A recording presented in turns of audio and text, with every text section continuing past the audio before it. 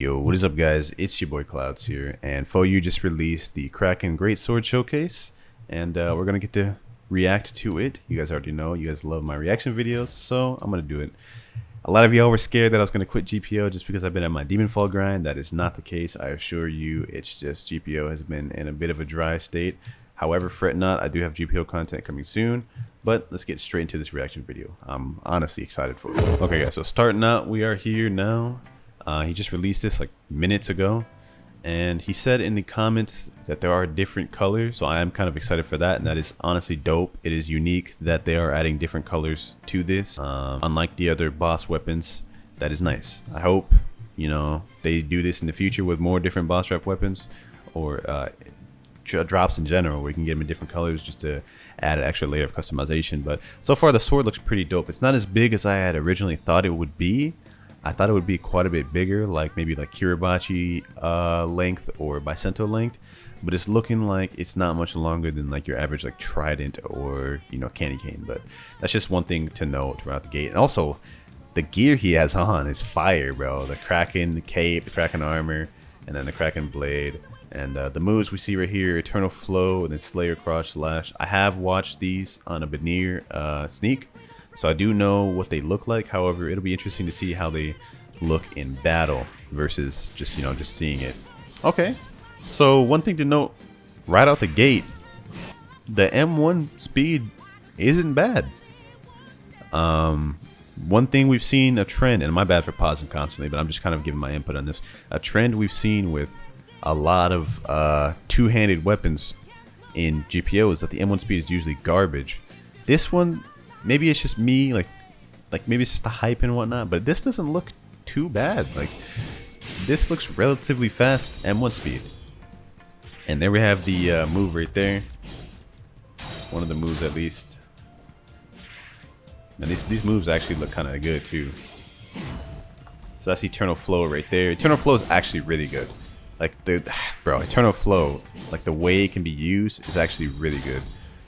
Slayer Cross Slash as well is really good, but you guys can see right there, for those of you who haven't seen Eternal Flow before, it actually pulls them in. And I'm actually gonna lower the volume a little bit, but yeah, it pulls you in, which is pretty insane. I feel like this is gonna be a really good weapon in arena.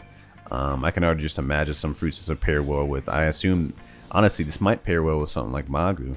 Like, just think about it, Mara, Magu.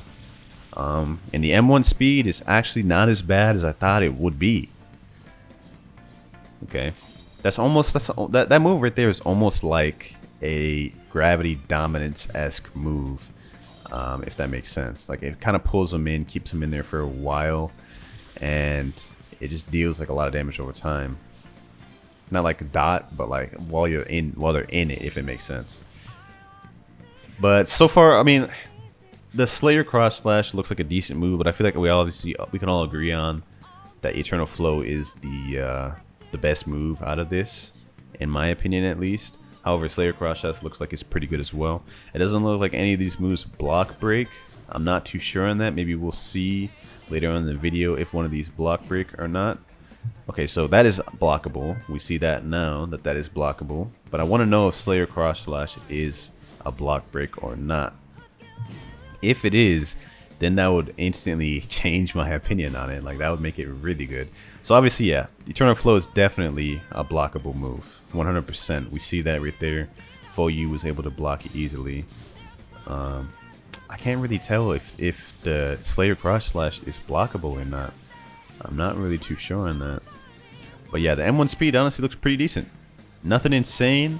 Obviously, it's definitely on the slower side, but I think it's definitely faster than Kiribachi, and I think it's faster than Bicento based off of looks. It looks a little faster than Bicento in my opinion. But I'm really looking to see if Slayer Cross Slash is a block break or not. That's kind of like what I'm really like trying to look for. It is. It is. Okay. It is.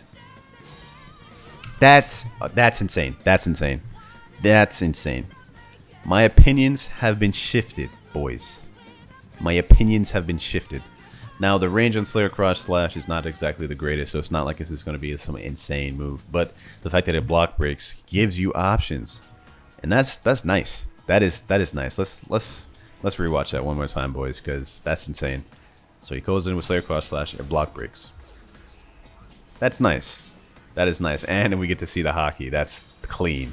The hockey, man, that looks clean.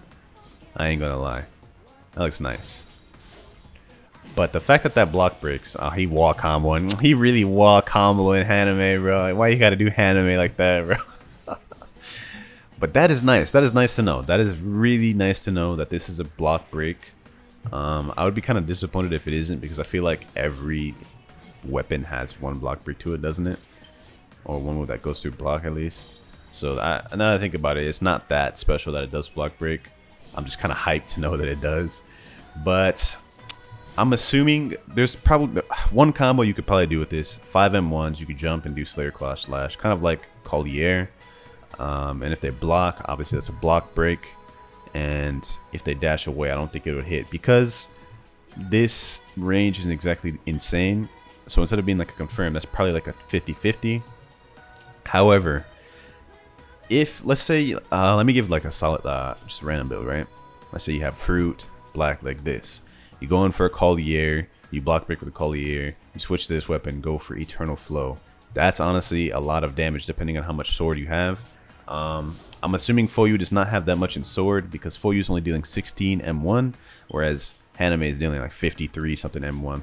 Earlier I seen in the video. So I'm assuming, well, 34, but 53 something with hockey. So I'm assuming phoeyu doesn't have that much in sword at all. So you have to realize, with a lot of these builds floating around and the current state of GPO, a lot of these builds have a lot of sword mastery. So that move, Eternal Flow, probably deals a good amount of damage. At this point in the video, they're pretty much, I'm assuming, just repeating everything. I'm just gonna skip around and see what it is, see if they maybe show anything else in the video. Oh, what is this? Huh? What was that, bro? Just one of their mod specs or whatever. I'm actually glad I caught that on video.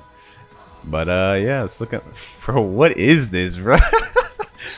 phoeyu trolling, bro, because he's about to lose. All right, y'all, hopefully y'all enjoyed this video.